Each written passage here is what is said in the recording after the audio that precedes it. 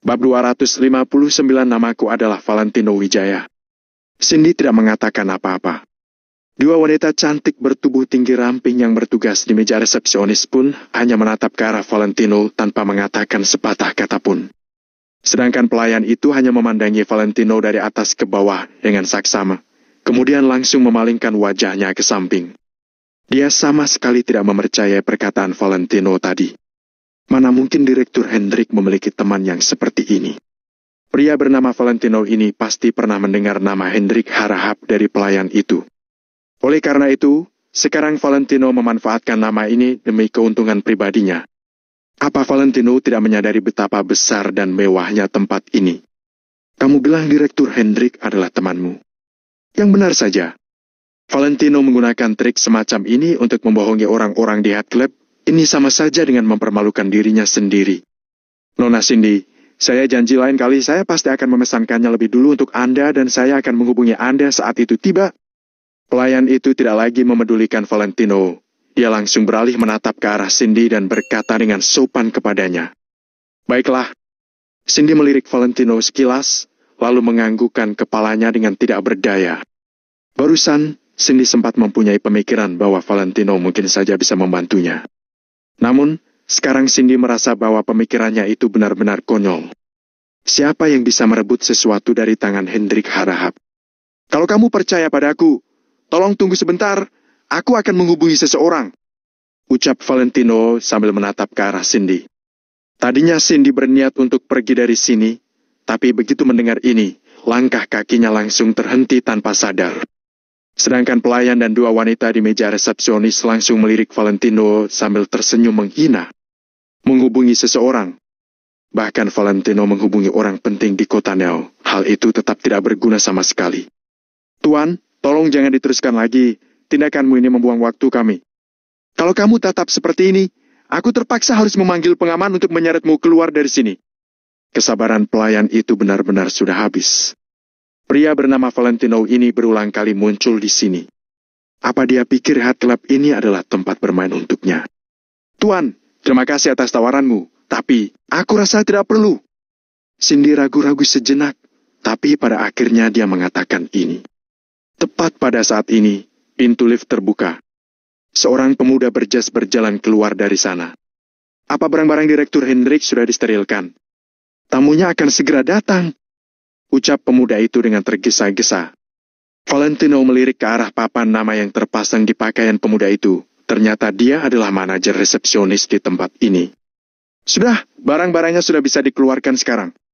Pelayan itu langsung berjalan ke lemari sterilisasi sambil mengenakan sarung tangan sekali pakai. Setelah itu langsung bersiap untuk mengeluarkan barang-barang di dalam lemari tersebut.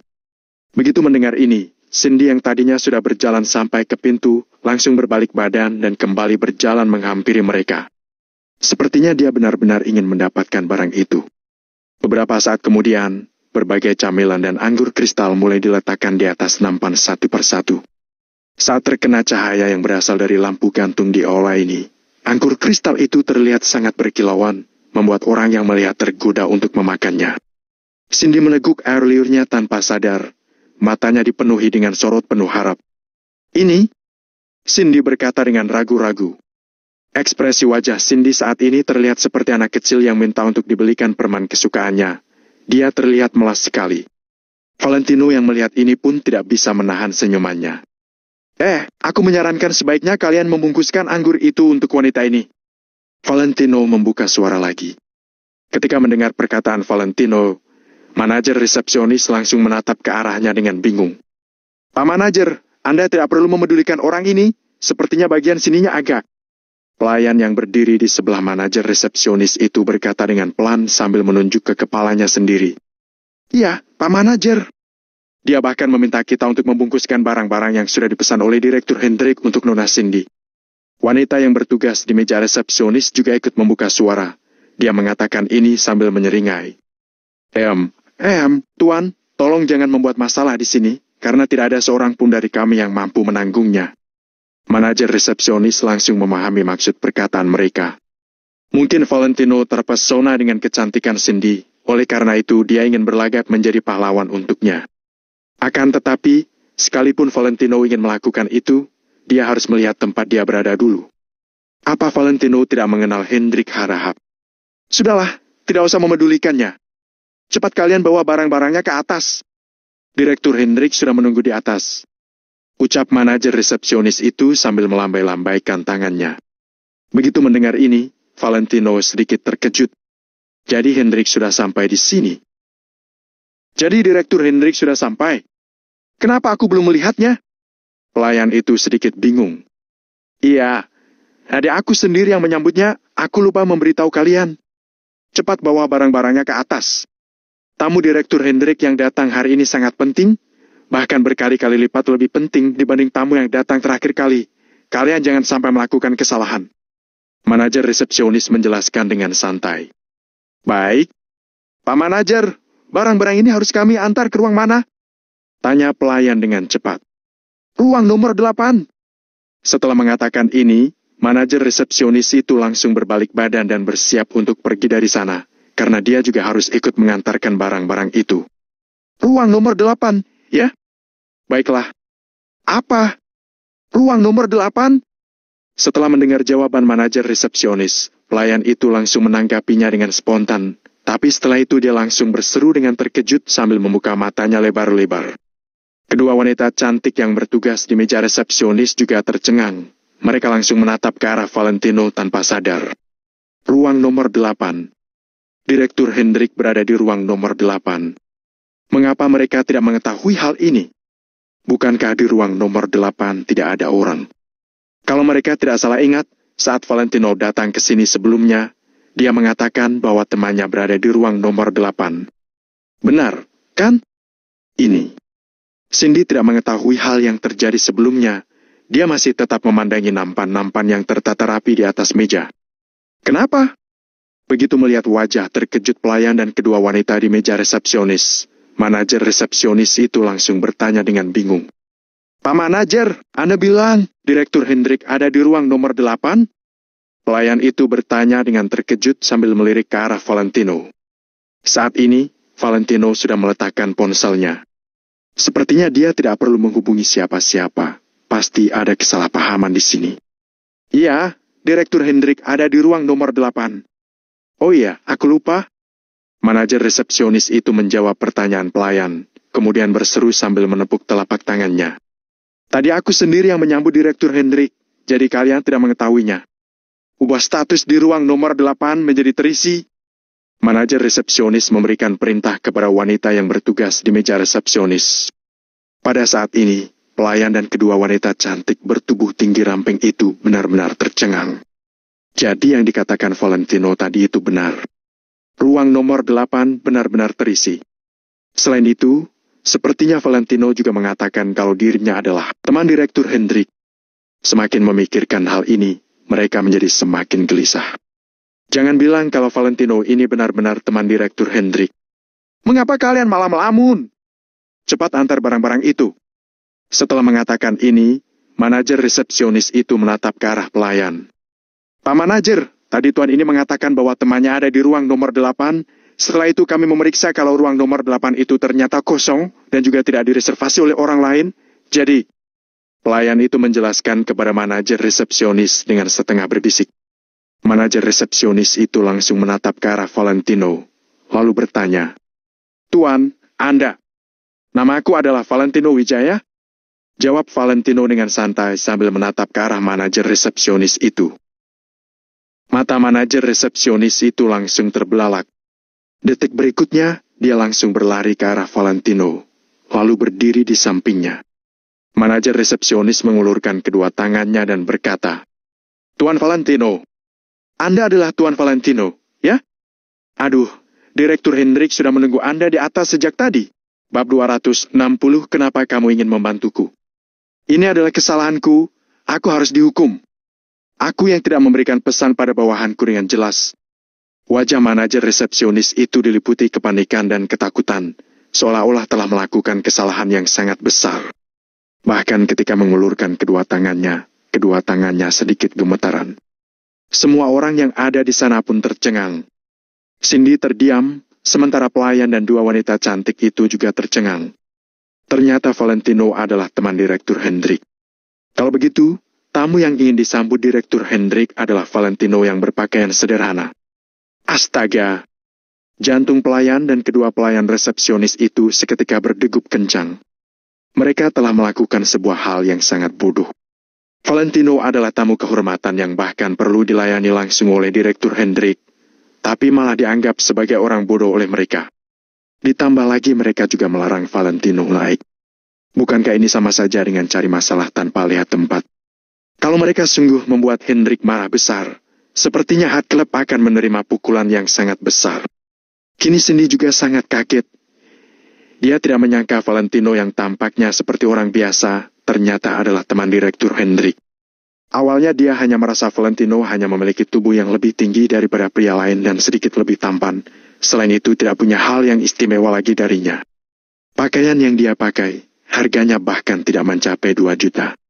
Sekarang Cindy baru tahu kalau ternyata Valentino hanya sedang merendahkan diri. Tidak heran kalau sebelumnya Valentino sangat percaya diri dan berkata ingin mengalah pada Cindy. Ternyata dia memang punya hak seperti itu. Tuan Valentino, Anda jangan marah. Ini hanya salah paham. Hari ini aku yang akan membayar semua pesanan Direktur Hendrik dan Tuan Valentino. Manajer resepsionis itu terus minta maaf kepada Valentino. Tidak apa-apa. Valentino hanya melambaikan tangannya dengan pelan. Dia bukanlah orang yang tidak berperasaan. Lagi pula, beberapa pelayan itu hanya bekerja sesuai aturan. Bagaimanapun, Valentino lah yang mengatakan nomor ruangan VIP yang masih kosong. Iya. Tuan Valentino, kalau begitu mari ke atas. Direktur Hendrik sedang menunggu Anda. Ucap manajer resepsionis dengan sungkan. Tuan Valentino, maafkan aku. Pelayan itu tampak ketakutan dan terus minta maaf kepada Valentino sambil membungkukkan badan. Sudahlah, ucap Valentino sembari melambaikan tangannya. Sekarang, aku sudah punya hak untuk memberikan barang ini kepada Cindy, kan? Ini, manajer, bagaimana? Tanya pelayan itu kepada manajer resepsionis. Manajer resepsionis terdiam sejenak, kemudian langsung berkata, tentu saja, apapun yang dikatakan Tuan Valentino, lakukan saja sesuai keinginan Tuan Valentino. Dia tahu jelas karena Hendrik sudah memesan padanya kalau Valentino adalah tamu yang sangat penting. Baiklah, jawab pelayan itu, lalu segera membungkus benda tersebut untuk Cindy. Kini Cindy membelalakan matanya sambil menatap semua hal yang terjadi dengan perasaan kaget. Dia bagaikan sedang bermimpi. Sesuatu yang dia idam-idamkan sejak lama, akhirnya sudah berhasil dia dapatkan begitu saja. Sebenarnya Valentino yang memberikan benda itu kepada Cindy hanya dengan mudah. Bagaimanapun, kalau berdasarkan kemampuan dirinya saja, dia tidak akan bisa mendapatkannya. Sebenarnya siapa Valentino? Setelah pelayan itu membungkus anggur kristal tersebut, dia menatap Valentino dan berkata dengan sopan, Tuan Valentino, apa begini sudah cukup? Valentino hanya melirik sekilas, lalu berkata, berikan semuanya padanya saja. Baik. Pelayan tersebut dengan cepat membungkusnya, lalu memberikannya pada Cindy. Cindy masih merasa dirinya sedang bermimpi, bahkan ketika anggur itu sudah diantar ke hadapannya dan setelah diterimanya. Sesuatu yang sudah lama diidam-idamkan, saat ini sudah berada di tangannya. Perasaan ini sungguh sulit dijelaskan. Tuan Valentino, terima kasih. Aku akan membayar Anda. Setelah Cindy tersadar dari lamunannya, dia segera mengulurkan tangannya untuk mengambil tas kecilnya. Tidak perlu. Valentino hanya melambaikan tangannya. Setelah itu, dia mengikuti manajer resepsionis dan berjalan menuju lift. Cindy terdiam dan agak tidak paham sambil memakukan pandangannya pada Valentino. Kenapa? Kamu mau membantuku? Tanya Cindy dengan lembut. Dia bukanlah musuh maupun teman Valentino. Sebelumnya dia juga belum pernah bertemu dengannya. Lantas kenapa Valentino memberikan barangnya kepada dirinya? Bahkan tidak perlu membayar Valentino sepeser pun. Mendengar ucapan Cindy, Valentino segera menghentikan langkahnya. Sementara manajer hanya berdiri diam sambil membungkukkan badannya. Setelah diam sejenak, Valentino berkata dengan santai. Mungkin karena aku juga punya kakek dan nenek. Selesai berkata, Valentino segera pergi meninggalkan aula utama. Valentino memiliki satu penyesalan, yaitu tidak bisa berbakti kepada kakeknya, Tuan Besar Wijaya. Ketika dia masih berada di keluarga Wijaya, orang yang dekat dengan Valentino tidaklah banyak. Selain adik perempuannya, Caroline Wijaya, hanya ada kakeknya, Tuan Besar Wijaya. Hingga saat ini, Valentino tidak melupakan ajaran dan didikan kakeknya. Karena Tuan Besar Wijaya masih ada, makanya Valentino baru bisa tinggal di keluarga Wijaya dengan santai dan bebas selama beberapa tahun. Namun, begitu Tuan Besar Wijaya meninggal, Valentino langsung diusir dari keluarga Wijaya. Kalau bisa, Valentino juga ingin membiarkan kakeknya mencicip anggur kristal ini. Tidak peduli apakah Tuan Besar Wijaya pernah memakan anggur ini atau tidak, tapi yang paling penting adalah niat baik tersebut tidak bisa dinilai dengan uang. Cindy hanya berdiri diam di tempat. Dia memikirkan ucapan Valentino cukup lama hingga akhirnya mengangguk pelan. Tuan Valentino, orang ini lumayan menarik. Cindy berkata dalam hati, kemudian meninggalkan Head Lab. Ruang VIP nomor 8, Head Lab. Valentino masuk ke ruang VIP sambil dituntun oleh manajer. Ketika melihatnya, Hendrik agak terkejut, kemudian langsung bangkit untuk menyambut Valentino. Meski sedang berada di hadapan manajer, Hendrik tidak akan menunjukkannya dengan jelas. Namun, rasa hormat yang berasal dari lubuk hatinya tidak bisa ditutupi. Hal ini membuat manajer sangat terkejut, mungkin di penjuru kota Neo, orang yang bisa membuat Hendrik bangkit untuk menyambut dirinya sangatlah sedikit. Sebenarnya siapa pemuda bernama Valentino ini? Kenapa dia tidak pernah mendengar ada orang sehebat Valentino? Direktur Hendrik, makanan yang Anda pesan itu, Tuan Valentino bertemu dengan temannya, jadi makanan itu sudah diberikan pada temannya Tuan Valentino. Setelah ragu selama beberapa waktu, manajer akhirnya memutuskan untuk menceritakan kejadian tadi. Bagaimanapun, hal itu tidak melalui persetujuan Hendrik. Kalau Hendrik tiba-tiba mempertanyakan makanan itu, dia tidak mungkin bisa mempertanggungjawabkannya. Baiklah, kamu pergi dulu. Hendrik tidak terlihat marah atau jengkel, melainkan hanya melambaikan tangannya dengan pelan. Manajer resepsionis itu menghela napas panjang, kemudian bergegas membungkuk untuk memberi hormat dan keluar ruangan. Beritahu semua orang untuk mengingat wajah Tuan Valentino. Kalau tidak bisa mengingatnya, bawa fotonya untuk ditatap setiap hari. Kelak kalau Tuan Valentino datang ke Head Club, kalian harus melayaninya dengan pelayanan terbaik, dari dia turun mobil hingga selesai makan dan pergi dari Head Club. Manajer resepsionis mengusap keringatnya dan menyuruh pelayan yang ada di sampingnya. Meski dia tidak tahu identitas Valentino yang sebenarnya, dia sudah melihatnya dengan mata kepalanya sendiri. Walau Valentino masih muda, Hendrik sangat menghormatinya. Bahkan presidir dari Maple Rain Real Estate, Hendrik Harahap, juga memperlakukan Valentino dengan sopan dan hormat. Bagaimana mungkin Valentino hanya orang biasa? Tentu saja pelayan itu tidak berani menunda waktu lagi. Jadi dia segera memberitahu semua orang mengenai hal tadi. Di dalam ruang VIP, bab 261 menakjubkan. Tuan Muda Valentino, banyak orang yang mengenaliku di kota Neo. Jadi tadi aku tidak menunggu Tuan Muda di bawah. Maafkan aku. Jelas Hendrik dengan sopan. Pak Hendrik tidak perlu sungkan. Coba ceritakan kondisi perusahaan. Valentino mengibaskan tangannya dengan pelan, lalu meminum secangkir teh. Kini semua camilan sudah dibawa pergi oleh Cindy, jadi mereka hanya bisa minum teh dan makan sedikit kue. Tuan Muda Valentino, kalau belakangan ini Tuan tidak ada masalah penting, sebaiknya jangan datang ke kantor.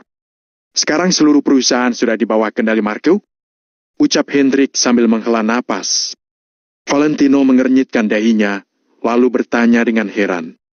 Apa Marco bisa sehebat itu? Kemampuannya tidak seberapa, tapi dia pintar membuat orang berada di pihaknya. Dengan penjelasan dari Hendrik, Valentino akhirnya memahami kondisi Maple Rain Real Estate saat ini. Kini Maple Rain Real Estate telah terbagi atas dua kubu, yaitu kubu Hendrik dan kubu Marco. Semua ini sudah diduga oleh Valentino. Marco memanfaatkan posisinya sebagai penanggung jawab umum terhadap zona pengembangan kota Arteria untuk menarik banyak orang ke sisinya. Ditambah lagi bantuan yang ditawarkan biasanya, Marco sungguh menarik banyak orang ke sisinya. Kalau bukan karena Hendrik punya sekumpulan pekerja yang setia padanya, mungkin saja kini Marcus sudah benar-benar menguasai satu perusahaan. Pada saat itu, Maple Rain Real Estate sudah akan menjadi milik Marco, dan semuanya akan mendengar ucapannya. Tuan Muda Valentino, sebenarnya masalah Tuan membeli mobil baru telah diungkit oleh Marco dalam rapat terakhir. Dia mengatakan Tuan Muda Valentino sebagai putra sulung dan sah dari keluarga Wijaya, jadi mobil yang ditumpangi tidak boleh terlalu murahan dan bersikeras ingin menggunakan uang perusahaan membeli sebuah mobil untuk Tuan Muda. Saat itu aku juga setuju, tapi aku menyadari sesuatu, makanya aku terus menolaknya dan bersikeras mempertahankan kalau aku yang mengurusnya untuk tuan muda. Setelah Hendrik selesai menceritakan kondisi Maple Rain Real Estate, dia juga menceritakan masalah Bentley itu. Apa yang kamu ketahui? Tanya Valentino sambil mengernyitkan dahinya. Aku menemukan penyadap suara di bawah mobilku. Jadi kurasa kalau membiarkan Marco membeli mobil untuk tuan, dia pasti akan melakukan sesuatu terhadap mobil itu. Jelas Hendrik. Mendengar hal itu, ekspresi Valentino tampak penuh arti. Apa Marco sudah melakukannya hingga seperti ini? Sedangkan semua ini pasti diperintahkan oleh keluarga Wijaya. Tampaknya mereka sudah mulai curiga pada Cotaneo. Kalau tidak, untuk apa mereka ingin menyadap Hendrik dan dirinya? Tuan muda Valentino, aku curiga kalau di dalam kantorku juga sudah disadap Marco. Makanya aku baru memilih tempat ini untuk bertemu dengan tuan muda. Pungkas Hendrik sambil menghela napas. Dia mencari Valentino di sini karena ingin menanyakan pendapatnya. Valentino meletakkan cangkirnya, jarinya sedang mengetuk meja. Setelah beberapa saat, dia baru angkat bicara. Kalau dia berani menyadapmu, dia pasti berencana mengutus orang untuk mengikuti kita. Untuk beberapa waktu ini, sebaiknya kita jangan melakukan apa-apa dulu. Tuan muda Valentino, lantas bagaimana dengan rencana Meteor? Tanya Hendrik agak cemas. Aku sudah mengutus orang untuk mengurusnya. Kamu tidak perlu mencemaskan itu. Tapi, belakangan ini, aku juga akan berusaha untuk tidak menghubunginya. Bukannya keluarga Wijaya membutuhkan kepala keluarga yang bisa dikendalikan. Belakangan ini, aku akan menunjukkan sebuah pertunjukan spektakuler bagi mereka. Valentino tersenyum tipis, ekspresinya tampak misterius. Maksud tuan muda ingin belajar berfoya-foya seperti para tuan muda dari keluarga cabang? Hendrik agak tidak bisa berkata-kata. Kenapa tidak? Valentino menghidupkan sebatang rokok. Hendrik terdiam beberapa saat, lalu mengangguk. Sepertinya itu adalah satu-satunya jalan keluar. Tuan muda Valentino, apa tuan muda masih ada tugas lainnya? Tanya Hendrik setelah melihat waktu. Kata-kataku masih sama. Kalau keluarga Wijaya sudah mulai mencurigai Cotaneo, sebaiknya kita jangan melakukan apa-apa dulu. Kalau bisa tidak perlu bertemu dulu. Marco sedang terus mengetes kita, jadi kita anggap saja tidak menyadarinya. Jangan sampai menyadarkan mereka. Dengan kekuatan kita saat ini, kita masih belum sanggup menghadapi keluarga Wijaya, bahkan berhadapan saja masih tidak berhak. Tunggu saja. Setelah rencana Meteor sudah selesai, aku akan melihat seberapa hebat Marcus sesungguhnya. Valentino tersenyum dingin. Valentino sudah menahan diri selama 3 tahun. Kalau ditambah 1 bulan lagi juga tidak seberapa. Begitu mendengar ucapan dan raut wajah Valentino, Hendrik tiba-tiba terpikir akan satu kalimat. Begitu ditunjukkan, ternyata kemampuan Valentino sungguh mengerikan. Orang yang diam-diam menghanyutkan. Tuan muda Valentino, Hendrik sangat menunggu saat di mana Anda berhasil mengalahkan mereka. Ucap Hendrik dengan penuh hormat. Di rumah Angel. Jenny sudah pulang jalan-jalan, kini dia sedang sibuk berdandan dan terus berkaca untuk melihat wajahnya. Reuni yang diselenggarakan pertama kalinya setelah 2 tahun, dengan sifat Jenny yang tidak mau kalah. Dia tidak bersedia tampil jelek di hadapan teman-temannya. Bahkan ketika Angel pulang pun, dia masih tidak menoleh untuk menatap Angel. Jenny, kamu mau pergi reuni, ya? Suruh Valentino temani kamu pergi saja. Ucap Angel sambil mengganti sepatu. Ci, aku tidak ingin dia ikut. Ucap Jenny sambil memanyunkan bibirnya. Kenapa? Bukannya kalian sudah membicarakannya semalam? Bahkan kamu sendiri yang mencari Valentino. Angel menggelengkan kepalanya dengan heran. Tidak jadi, apa tidak bisa? Hari ini teman-temanku hadir, pasti semuanya bawa mobil mewah. Sebaiknya BMW Valentino tidak perlu diperlihatkan lagi, malah buat malu saja. Mending aku naik taksi sendiri, lebih bebas. Ucap Jenny sambil memulas lipstik. Kamu ini, kapan kamu baru bisa merubah sifatmu yang suka membandingkan itu? Angel duduk di atas sofa dengan tidak berdaya. Kak, manusia itu memang pada dasarnya suka saling membandingkan. Aku tidak percaya kamu biasa saja ketika melihat orang lain memakai tas mahal. Karena tidak puas dengan hasil pulasan lipstiknya, Jenny pun menghapusnya dan mengulanginya. Mendengar ucapan Jenny, Angel terdiam. Manusia memang senang saling membandingkan. Kalau tidak, siapa yang bersedia bekerja keras? Bukankah lebih enak hidup berkecukupan hingga akhir hayat? Bagaimanapun, Valentino sepertinya adalah sebuah pengecualian. Sepertinya dia tidak pernah membandingkan apapun dengan orang lain. Valentino tidak akan mempermalukanmu. Dia sudah ganti mobil, ucap Angel sambil menghela napas. Ganti mobil? Jenny terdiam sejenak, lalu melirik Angel melalui cerminnya. Dia pun berkata, ganti mobil apa? Mobil di bawah 2 miliar bukan termasuk mobil mewah. Sepertinya Bentley Malsen yang harganya di atas 10 miliar. Jawab Angel. Mendengar jawaban Angel, Jenny seketika terdiam, lalu sontak menoleh ke arah Angel. Lipstik yang ada di tangannya malah mencoreng wajahnya hingga ada sebuah garis merah, sedangkan lipstik itu langsung patah.